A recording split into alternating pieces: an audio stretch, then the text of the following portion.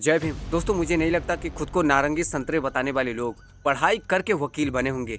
इनसे तो अच्छा अनपढ़ व्यक्ति है जो इनसे 100 गुना तार्किक बातें करता है और सच्चाई पर भरोसा करता है।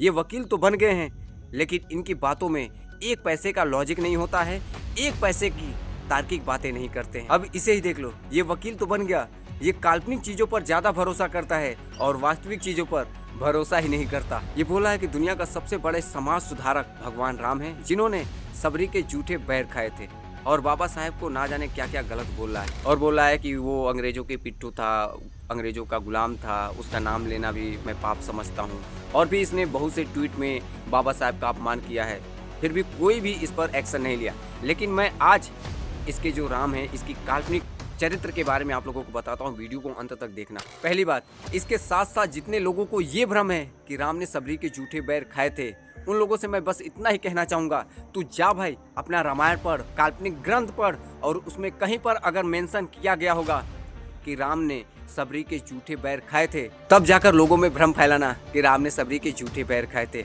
एक रामायण देख क्या लिया तुम लोगों ने, काल्पनिक कैरेक्टर, और वही चीजें, एक सीन देखा और वही चीजें लोगों में भ्रम फैलाना शुरू कर दिए कि राम ने सबरी के झूठे बैर खाए। ये कहीं पर भी नहीं लिखा है कि राम ने सबरी के झूठे बैर खाए थे। दूसरी बात, तुम्हारे राम इतने ही बड़े समाज सुधारक थे तो उन्होंने शंभुक ऋषि का वध क्यों किया? वो इसलिए कि शंभुक ऋषि एक शूद्र व्यक्ति था और उसने तपस्या करने की जरूरत कर दी, इसी वजह से मार दिया।